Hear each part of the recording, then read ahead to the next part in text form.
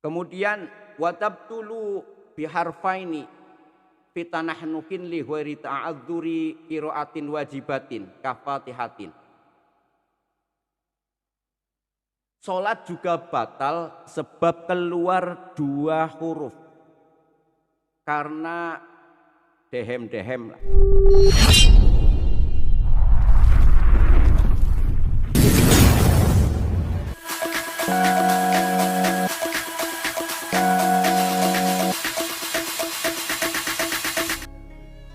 Assalamualaikum warahmatullahi wabarakatuh.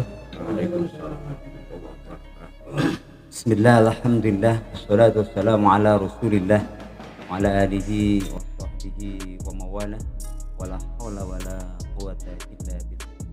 Para pemirsa dimanapun Anda berada, berjumpa lagi dengan kami Forum Komunikasi Penyuluh Agama Islam Kantor Urusan Agama Kecamatan Sidarja, Kantor Kementerian Agama Kabupaten Cilacap, dalam acara kajian Kitab Fathul Mu'in. Para pemirsa, kita akan bersama-sama ngaji dengan salah satu penyuluh yang ada di Kantor Kementerian Agama Kabupaten Cilacap, yaitu Bapak Kiai Awwaluddin Latif. Beliau adalah salah satu penyuluh yang ada di Kementerian Agama, dan kita untuk lebih jelasnya kita langsung bertemu dengan beliau. Assalamualaikum warahmatullahi wabarakatuh, Pak Kiai. Waalaikumsalam warahmatullahi wabarakatuh.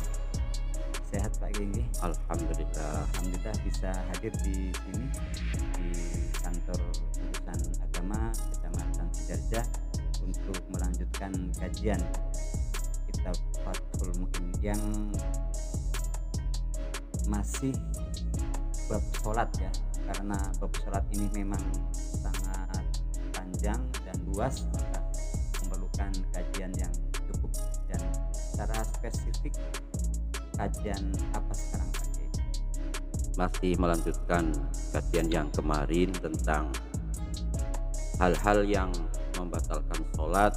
Banyak di sini nanti dijelaskan, antara lain bagaimana cara mengingatkan imam apabila salah dalam jumlah rakaat atau salah dalam bacaan. Nanti kalau tidak bisa ilmunya malah bisa batal sholatnya, Mak. Oke, para pemirsa semuanya, ini hal yang sering kita temui dalam kita beribadah. Kadang-kadang ada seorang imam yang rakaatnya salah, terus bacaannya mungkin lupa atau bagaimana, maka kita akan tahu insya Allah dalam kajian ini akan kita tuntas sampai habis. Para pemirsa, kita simak bersama kajian Kitab Fathul Mu'in bersama Kiai Awwaluddin Latif. Silakan Pak Kiai. Assalamualaikum warahmatullahi wabarakatuh. A'udzubillahi minasyaitonirrajim. Bismillahirrahmanirrahim. Qala al-muallif rahimahullah wa nafa'ana bi 'ulumihi wa bi asrarihi fid dharain amin.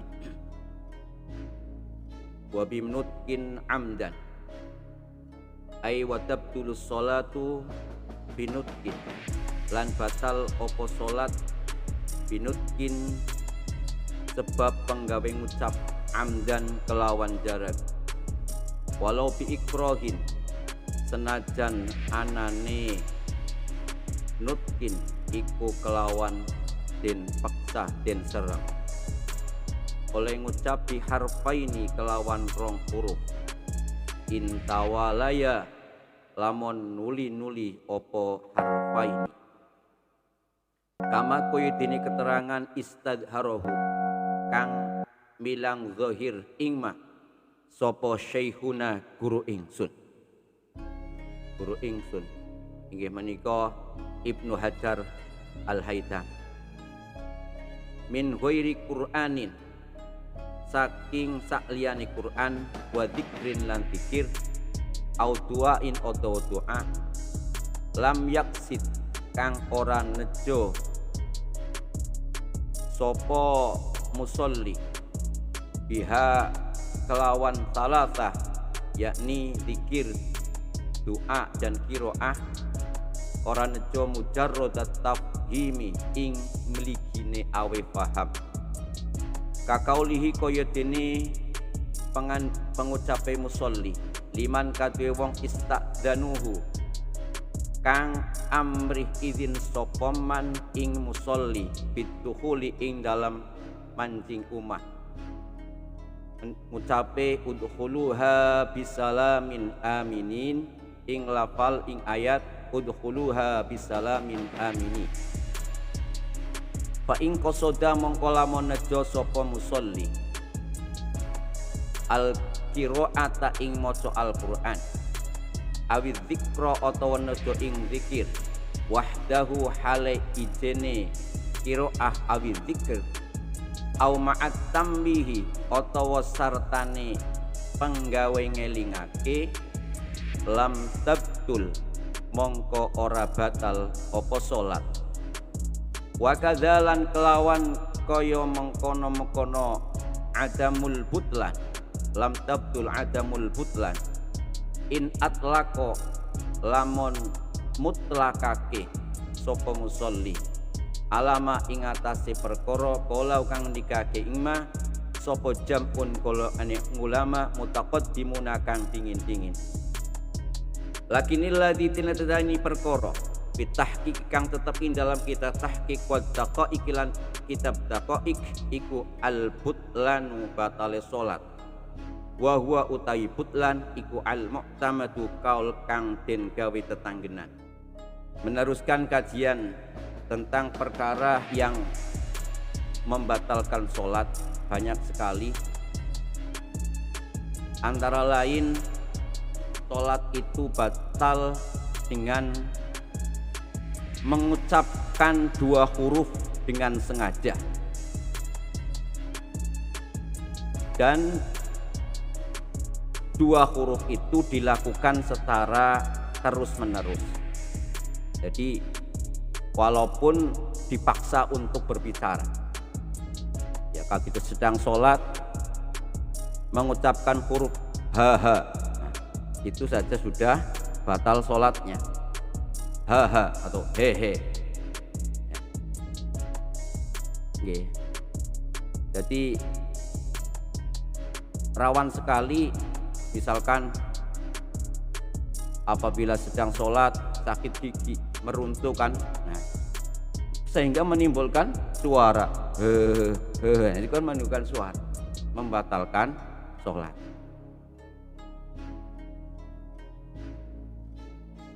Dua huruf, mengucapkan dua huruf saja sudah membatalkan sholat jikalau huruf itu bukan merupakan zikir atau doa atau Al-Quran. Nah, kalau yang diucapkan itu merupakan zikir, doa atau Al-Quran,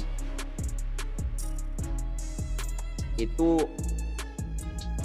banyak penafsilannya, banyak penjelasannya. Semisal contoh begini, misalkan panjenengan sedang melaksanakan sholat di rumah, kemudian ada tamu mengetuk pintu, Assalamualaikum.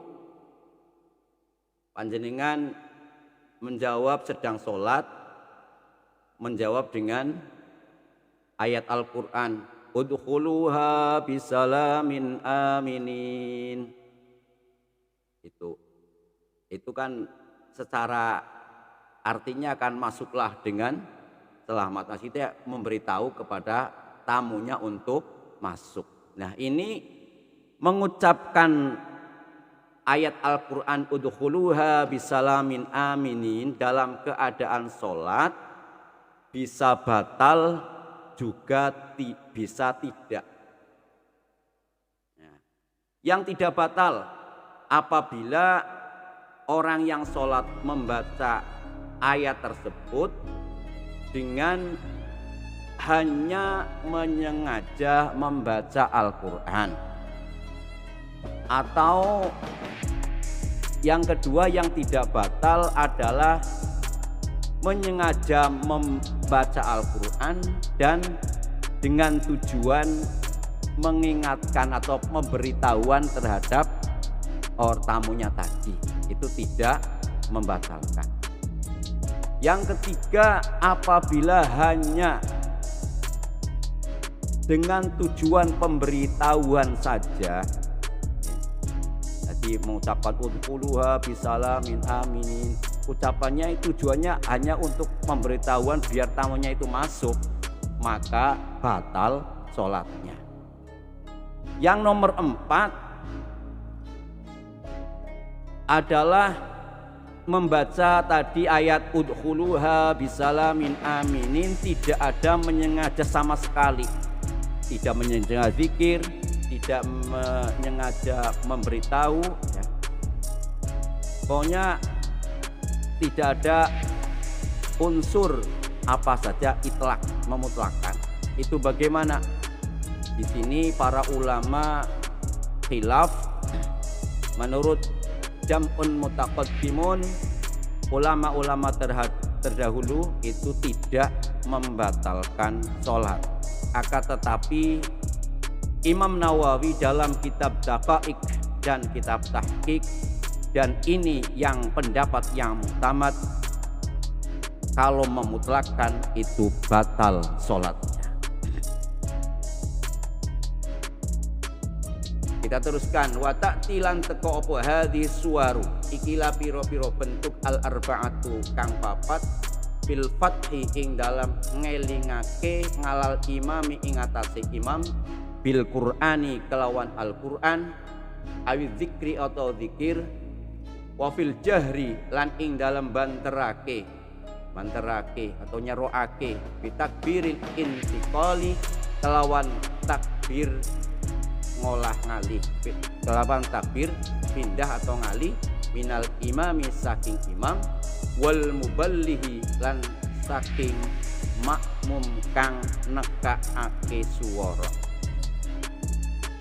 Jadi penafsilan tadi yang 4 tadi juga berlaku dalam beberapa hal, antara lain ketika sholat berjamaah, kita mengingatkan makmum, mengingatkan terhadap imam, mengingatkan itu dengan tentang misalkan jumlah rakaat imam yang salah semestinya harus duduk kok berdiri, mengingatkan imam. Itu tata caranya kalau orang laki-laki sunat membaca subhanallah. Kalau perempuan cukup dengan bertepuk tangan, tapi dengan zahir dengan batin, bukan dengan batin dengan batin. Nah, terkait dengan permasalahan ini, membaca subhanallah itu juga ditafsir 4 tadi.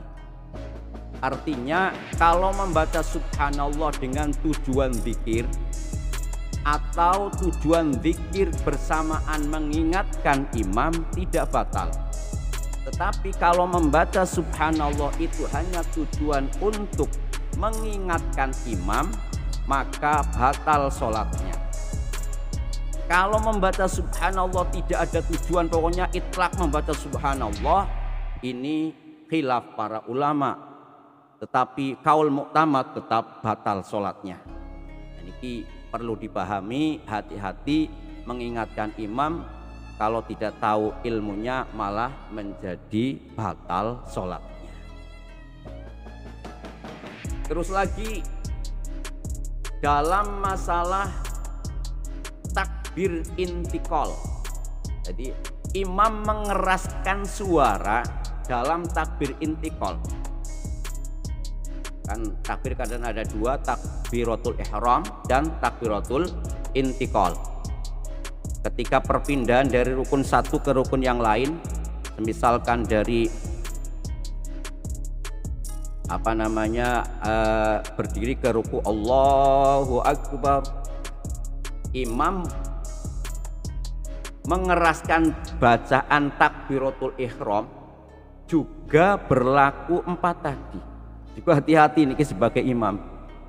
Artinya kalau mengeraskan bacaan takbiratul intiqal tadi, Allahu Akbar, bacaannya keras, itu tujuannya adalah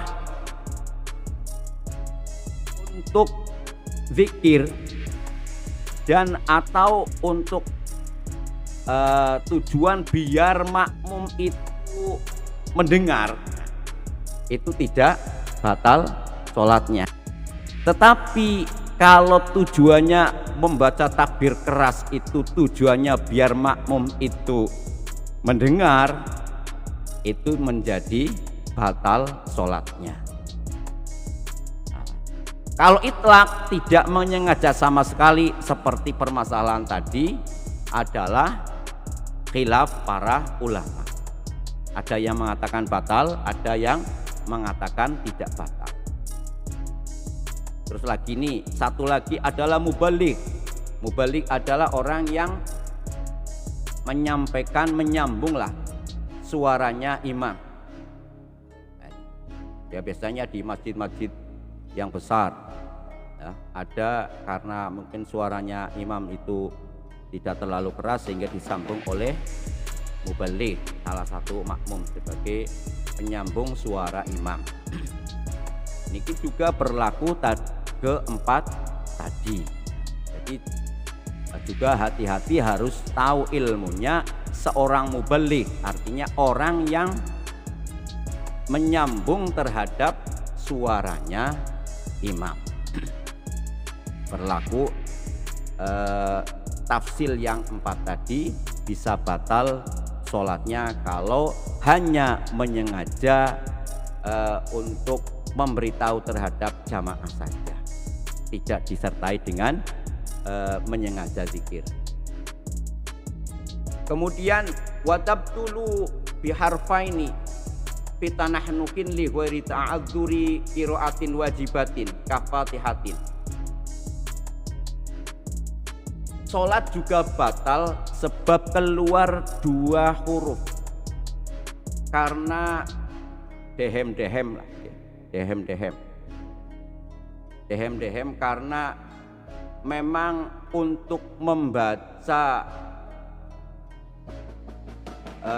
hal yang wajib itu, misalkan membaca Fatihah ya, membaca Fatihah karena kadang-kadang suaranya ini tidak muncul ya, itu bagaimana? Nah, kalau hanya sekedar dehem-dehem saja, tidak ada apa-apa kok. Misalkan nyuwun sewu, misalkan imamnya itu terlalu lama bacaannya ya, makmumnya deh gitu, dehem tidak ada tujuan, ya itu batal sholatnya. Tetapi kalau imam itu karena ada memang tidak bisa mengeluarkan suara kecuali harus dengan dehem ya, misal dalam qiraah yang wajib dalam rukun kauli, misalkan Fatihah Bismillahirrahmanirrahim nah, kadang-kadang tidak bisa melakukan suara ya, bisa gitu, tetapi jangan ya, tidak membatalkan, tetapi nanti kalau hanya jahri bil Fatihah itu tidak boleh ya, bisa mengeluarkan suara Fatihah tapi tidak keras. Itu kalau tidak keras apa jenengan namanya, itu juga tidak bisa untuk dehem-dehem karena hanya tujuan biar Fatihahnya bacaannya keras. Yang diperbolehkan itu dalam mengeluarkan suara dalam tanahnuh, dalam dehem-dehem itu adalah qiraah atau rukun-rukun kauli yang wajib yang jumlahnya ada 5. Fatihah, membaca tasyahud, membaca sholawat itu kalau tidak bisa mengeluarkan suara tanpa dehem ya diperbolehkan dan tidak membatalkan sholat. Misal tadi. Tapi kalau tujuannya untuk mengeraskan bacaan itu tidak diperbolehkan ya. Yang dehem-dehem sing bisa menimbulkan suara itu.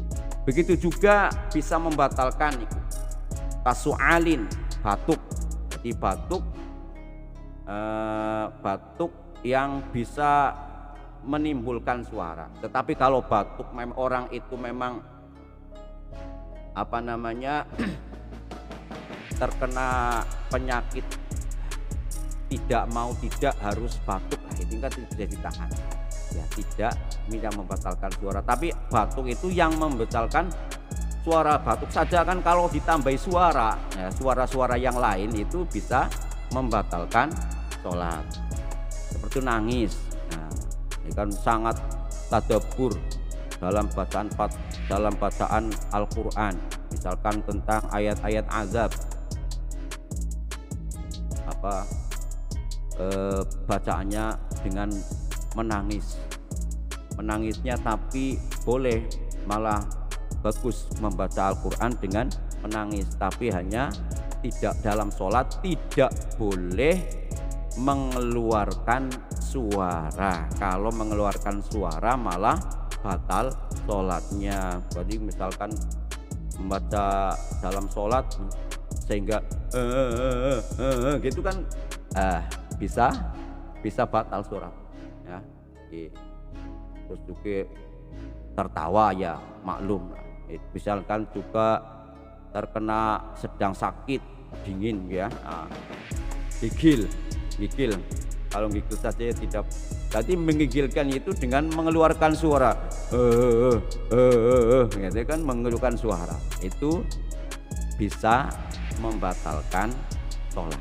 Jadi sekali lagi dalam sholat harus benar-benar dijaga, jangan sampai kita melaksanakan sholat harus tahu mana yang membatalkan sholat dan yang mana yang tidak membatalkan sholat, seperti yang saya uraikan tadi. Oke, terima kasih Pak Kiai. Jadi sehingga kita paham ya, dalam arti ketika kita bertamu ya, Allahu Akbar, kita niat Zikir juga niat memberitahu gitu atau niat zikir saja. Atau niat zikir saja supaya mereka tahu gitu ya. Iya. Kalau tidak niat sama sekali, pokoknya Allahu Akbar, itu khilaf para ulama. Ya, ada yang mengatakan batal, ada yang mengatakan tidak. Oke, terima kasih Pak Kiai atas penjelasannya, semoga bermanfaat dan para pemirsa kita semuanya. Acara pada siang hari ini semoga bermanfaat. Assalamualaikum warahmatullahi wabarakatuh. Waalaikumsalam warahmatullahi wabarakatuh.